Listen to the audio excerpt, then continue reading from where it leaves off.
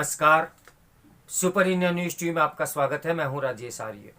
आइए देखते हैं आज का विशेष समाचार।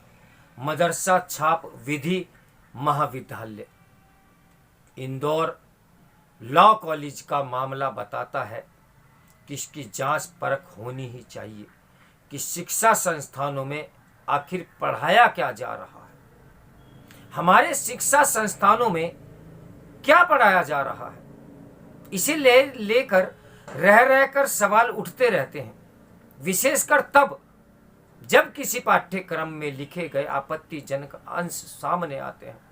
यह काम प्राथमिक विद्यालयों से लेकर उच्च शिक्षा संस्थानों में भी हो रहा है। इसका पता इंदौर के शासकीय नवीन विधि महाविद्यालय में पढ़ाई जाने वाली पुस्तक सामूहिक हिंसा एवं दांडिक न्याय पद्धति से चलता है। इसी कॉलेज के प्रोफेसर फरत खान की ओर से लिखी गई इस पुस्तक में यह लिखा है कि हिंदुओं के जितने भी सामाजिक, राजनीतिक और धार्मिक संगठन हैं, उनका एकमात्र उद्देश्य देश के मुसलमानों का विनाश करना और शूद्रों को दास बनाना है। इसी किताब के अनुसार पंजाब का सच यह है कि मुख्य आतंकवादी हिंदू है और सिख प्रतिक्रिया में आतंकी बन रहा है। फरत खान ने अपनी इसी किताब में यह भी लिखा है कि समान नागरिक संहिता स्त्रियों के विरुद्ध है। हिंदुओं से पूछा जाना चाहिए कि आप अपने व्यक्तिगत कानून और शास्त्रों के कानून क्यों लागू करना चाहते हैं जो शूद्र, स्त्री और गैर हिंदुओं के विरुद्ध है। उनकी यह भी नसीहत है कि पहले हिंदुओं को अपने सिविल कोड में सुधार की बात करनी चाहिए। यदि कोई समान नागरिक संहिता के संदर्भ में कट्टर मुस्लिम मौलानाओं के विचारों से परिचित हो तो उसके लिए उनके और फरत खान के विचारों में अंतर करना कठिन होगा। यह आश्चर्य की बात है कि फरत खान की विष भरी किताब कानून के छात्रों को पढ़ाई जा रही थी और कोई देखने सुनने वाला नहीं था। ध्यान रहे, यह काम सरकारी लॉ कॉलेज में हो रहा था, किसी मदरसे में नहीं। फरत खान की इस किताब को लेकर 1 साल पहले भी विवाद उठा था, लेकिन तब यह कहकर मामला रफा दफा कर दिया गया कि प्रकाशक की ओर से पुस्तक को वापस ले लिया गया है और उसके विवादित अंश हटाकर उसका नए सिरे से प्रकाशन किया गया है।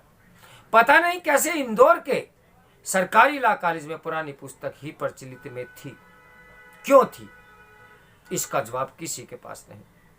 ये किसी को पता भी नहीं कि उक्त पुस्तक में अन्य कितने लॉ कॉलेजों में पढ़ाई जा रही होगी। इस प्रकाशन से यह प्रश्न उठना स्वाभाविक है कि क्या कोई यह तय करने वाला नहीं है कि किसी शिक्षा संस्थान में कैसी पुस्तकें पाठ्यक्रम का हिस्सा है।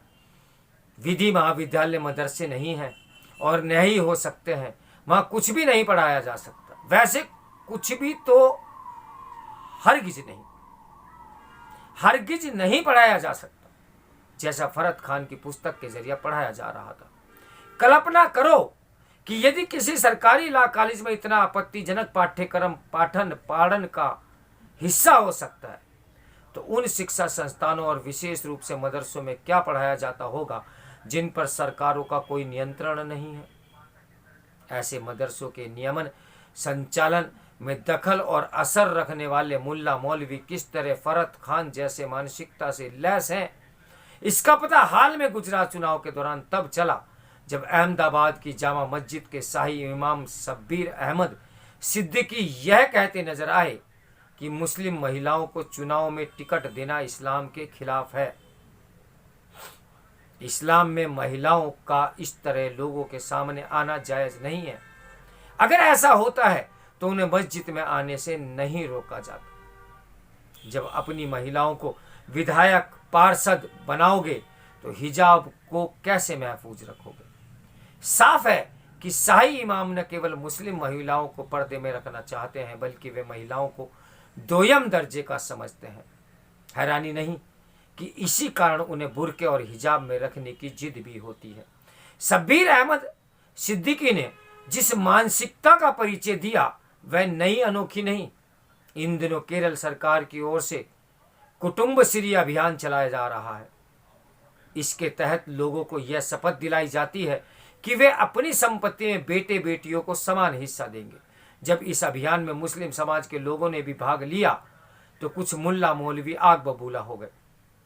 केरल की एक प्रभावशाली मुस्लिम संस्था के नेता नसर फैजी कुट्टाथाई ने इस शपथ का खुलकर विरोध किया।